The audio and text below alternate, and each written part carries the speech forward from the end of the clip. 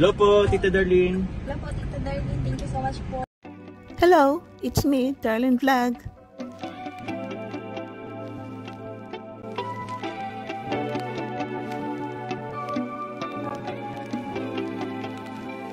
So mga kalinga, mga ka-Jomcar, bago tayo mag-reaction, meron ako kwento sa iyo.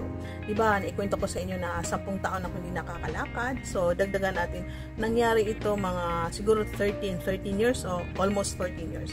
So habang ako'y naglalakad, bago kasi ako umalis ng bahay, siyempre, mahilig ako mag-pair. Kung anong damit ko, i-pair ko yung sapatos ko. Mahilig ako mag-collection ng mga sapatos na mga katulad na Rusty Lopez, GB, ganyan-ganyan. Tapos nalaman ko na ang gaganda pa na maraming magagandang okay na sapatos. Kaso lang, mahirap hanapin yung paa ko kasi size 5 ang paa ko, size 5. So ngayon yun, sinuot ko yung sapatos. Pero parang ano ata yun na Rusty Lopez, matagal na sinusuot. So habang ako'y naglalakad, nako, may nasira kunti doon sa sandal ko, parang may natanggal, parang bang nahila. So hindi mo na siya pwede stick kasi ano siya, parang stick in, flat siya, stick in. Tapos pag natanggal yung ganun niya po, pag natanggal, siyempre hindi ka na makakalakad, maiwanan sa daan. So sinabi ko, paano yan? Buti may store na malapit, no? May mga shoe store, maraming shoes store dito sa Butuan, pero sabi ko, kung pupunta ako doon sa mga mamahalin, malayo masyado. Dito lang ako sa malapit. So ipalagay natin mga 5 meters away, galing sa akin 5 to 10 meters. Naglalakad ako, parang inaano ko lang yung paa ko na makarating ako doon sa store. So itong store na ito, hindi masyadong mumurahin, hindi rin masyadong mamahalin. Para siyang mga store na Chinese, mga ganun. Pero magaganda. So sabi ko, habang ako namimili, sabi ko, maganda siya, pero mahal. Hindi ko siya type, magandang design, pero hindi ko type ang kulay. So ito naman mura, pero ano bang bibilihin ko? So sabi ko, ito, maganda ang chinelas. Magandang chinelas siya, pero pwede siya idalhin sa beach, pwede ipasyal, hindi na siya pwede iatin sa party. Pangit din is ipunta sa church. So sabi ko, pwede sa market, pwede sa malling, shopping, pwede pasyal, pwede gala, pwede sa beach. So maganda, yun ang sinuot ko. So yun ang nangyari. So maraming nakatingin sa akin habang ako naglalakad. So siguro gets nila yun na nasira ang sandal. So yun nga po. So bago tayo umalis, hindi nangyari sa anak ko, hindi oras nakabili. So sabi ko, bago umalis, titingnan talaga ang sandal, titingnan ang sapatos kung malapit na masira. Pero tayo minsan, pag busy tayo, hindi natin maisip-isip ba kung nakapag-lipstick tayo, kung ano bang laman ng bag natin, no?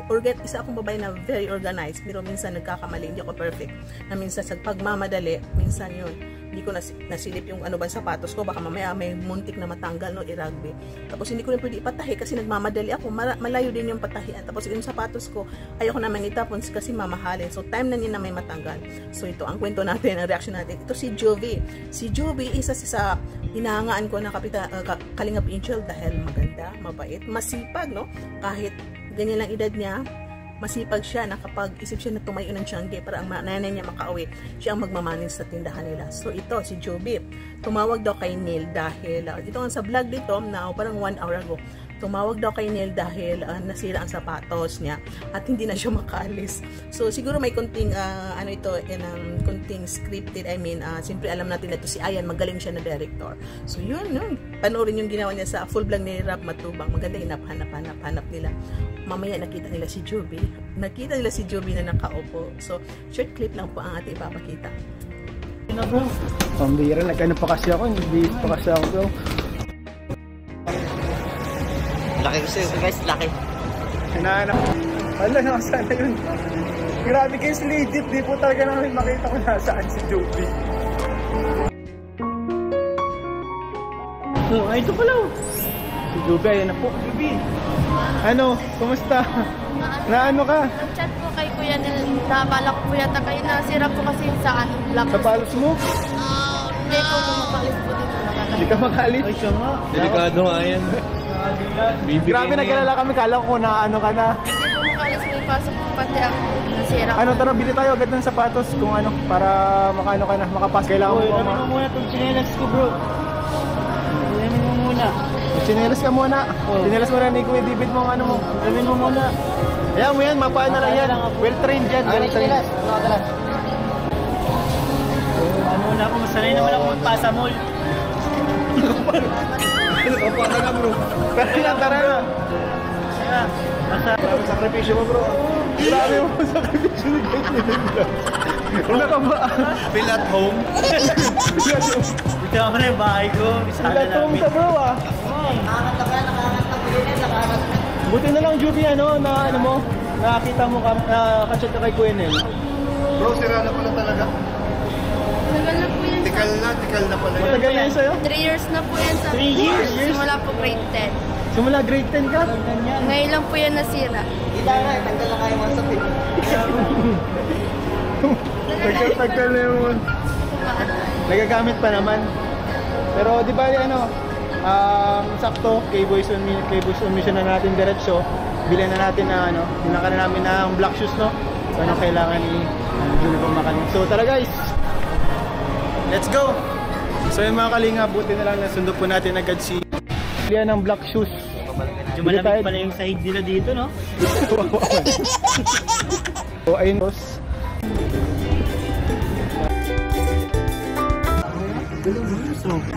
Bili tayo ng papel at ballpen po mga kalinga. Kasama na naman na din natin si Juby. So bilhin more than 100 words dapat. Yung mga essay, So bayaran na po natin. Sure ka yan lang kailangan mo sa school. Meron ka pa naman mga gamit sa Ayun ang galing. 3 years na daw ang sapatos ni Juby, meaning nag-grade 10 pa daw siya. Imagine nyo gano'ng katagal, parang ako rin, marami mahilig akong mag-collection, So matagal talaga mawala yung sapatos pa. Pag marami kang kapalit, marang ipapalit, kasi kung isa lang sapatos mo dalawa, hindi abot din ng 10 years, School shoes mo. Hindi abot ng 3 years. Pero siguro, dahil school shoes, o baka minsan hindi naman yung sinasakso sa ibang araw, kasi nakaabot na ng 10 years. Pero talaga, 3 years is, matagal na yun, 3 years, grade 10, Grade 10, tapos na ba siya ngayon, grade 12 o first year college, pag grade 12 siya. Ang sabi si Juby, nakaka-proud. Pero sa tingin ko, yung nakikita din nato kay David na in-offer niya sapatos niya. Kasi yun ang sapatos niya. Parang parang kumanon. Pero sa tingin ko, kasi ang kanilang vlog dyan is, hindi daw makaalis, hindi makalakad. Pero sa tingin ko, siguro nakalakad si Juby. Dahan-dahan lang, hindi pwede tumakbo. Dahan-dahan lang na makarating siya sa mall. Kasi ba't siya nakarating sa mall, di ba? Siguro, nasabi niya kay Kuya Nel, patulong po ang sapatos ko sira na. Magkita tayo sa mall. So, siyempre, alam natin ito si Ayan is, ito, sinabayan pa ni Neil, Deb, ang gagaling nila ito sa K-Boy sa sikat channel ni Kalinga Prab. Ang gaganda na. So, kahit alam natin na joke, ito si David, hanga ako kay David. Kung totoo talaga na hindi siya makakalakad, nagpaa si David. Pero minsan inisip ko na baka pwede naman yung suoton pa ni Juby na nakasapatos, pero mabagal kasi baka maiwan.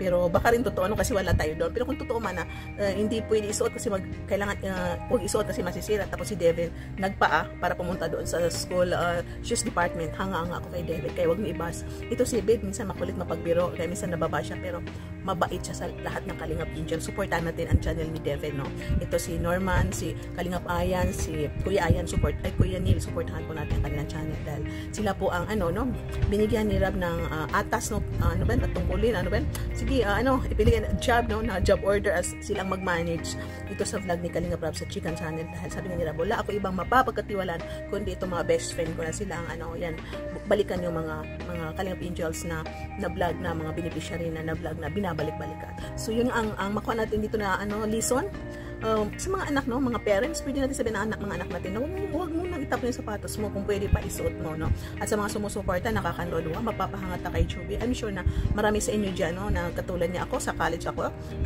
isa lang sapatos ko sa school, totoo yan, college. Kasi minsan may Friday, wash niya ang tawag dyan. Tapos Monday to Friday ko nasusuot. So school shoes, isa din na sapatos ko. Sa high school, parang isa, dalawa, ganun.